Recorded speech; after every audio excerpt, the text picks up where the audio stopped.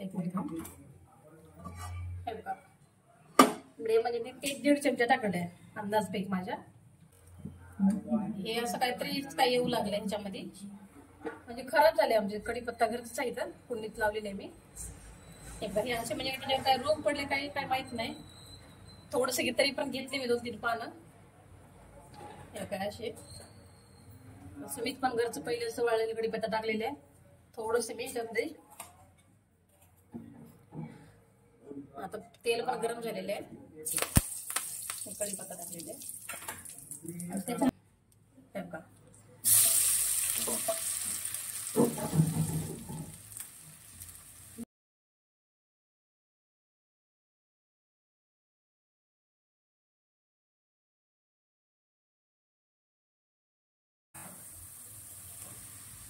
शेंगदाण्याचं कूट आपण खाली थोडी करायचं. थोडीशी लाल तिखट हिरवी मिरची नसल्यामुळे मग लाल तिखट टाकते मी. त्यानंतर मीठ टाकू आपण. मिठाचा वापर पण कधी पण कमी करायचं कधी पण.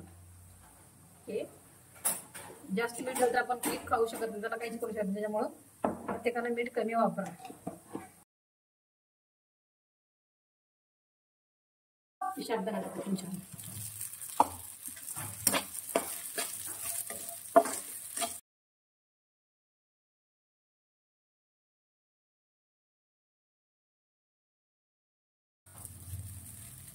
लाईक करा शेअर करा सबस्क्राईब करा. चला ओके बाय. हा बघा मित्रांनो झालेली आहे खिचडी झालेली आहे सकाळची 8:40 झालेली आहेत. हा बघा साबुदाणा खिचडी झालेली आहे. बाहेरचं खाण्यापेक्षा घरचं खावा जावा. पावसाळा आहे स्वतःची काळजी घ्या. बघा ही साबुदाणा खिचडी काय काय आहे बघा.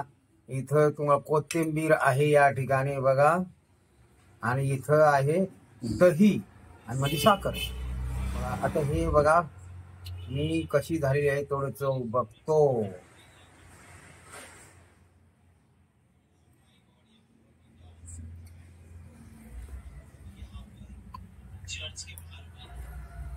एकदम जबरदस्त सुपर आणि डुपर झाले मित्रांनो. बघा तुम्ही पण आहे ना घरी करून बघा एक वेळेस आहे ना.